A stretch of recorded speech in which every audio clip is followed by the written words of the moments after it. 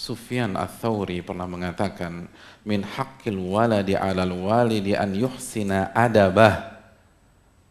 Sufyan Ats-Tsauri sebagaimana yang diriwayatkan Ibnu Abi Dunya, salah satu hak anak yang wajib ditunaikan oleh orang tua, ayahnya dan ibunya, memperbaiki adab-adabnya. Itu hak anak.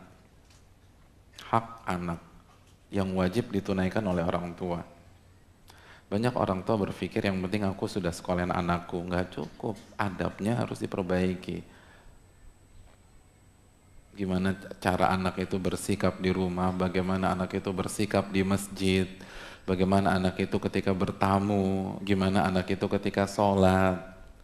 Itu harus diajarin adab-adabnya. Kalau enggak, kita zalim sama anak kita.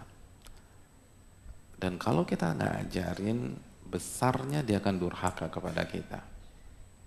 Dia akan durhaka kepada kita. Dan dia akan merepotkan kita pada hari kiamat. Ibnul Qayyim rahimahullah menjelaskan bahwa banyak para ulama mengatakan bahwa orang tua pada hari kiamat akan ditanya oleh Allah sebelum anaknya. Kenapa demikian? Karena mayoritas anak baik buruknya tergantung pendidikan orang tua yang Allah tua berikan ketika dia kecil.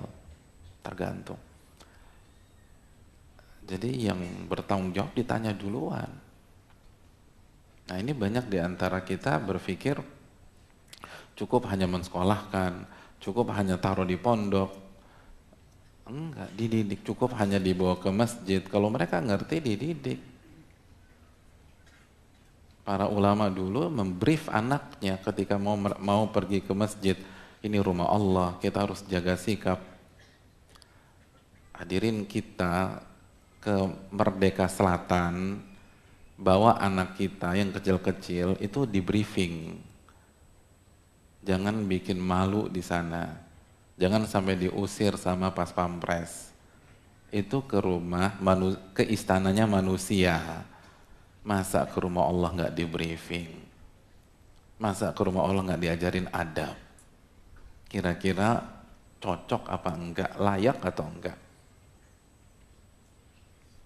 Ini hal yang harus kita camkan.